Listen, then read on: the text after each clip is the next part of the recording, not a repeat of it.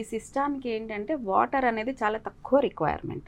So ఇది ప్లాంటేషన్లో మనం చుట్టూ పెరిఫెరీలో వేసేటువంటి లాంగ్ ట్రీస్కి ఏంటంటే వాటికి ఒక స్టేజ్ వరకే మనం ఒక 1 month వరకే మనం వాటర్ ఇవ్వడం అనేది జరుగుతుంది. సో ఆ తర్వాత ఏంటంటే మనం సెకండ్ లేయర్కి ఇచ్చిన వాటరే థర్డ్ లేయరు ఫస్ట్ లేయర్కి కూడా అడ్జస్ట్ అవుతుంది. ఇంకా మీరు రూట్ వెరైటీకి వచ్చేసరికి రూట్ వెరైటీ కోసం సపరేట్గా మీరు వాటర్ పెట్టాల్సిన అవసరమే లేదు. ఎందుకంటే ఆ ముందు ఉన్నటువంటి ఆ 2 లేయర్స్ అంటే 6వ లేయర్ 5వ లేయర్కి మీరు డ్రిప్ ఇరిగేషన్ ద్వారా అవ్వచ్చు, మల్చింగ్ ద్వారా అవ్వచ్చు, మనం చేస్తున్న ఆ వాటరే సరిపోతుంది అనమాట.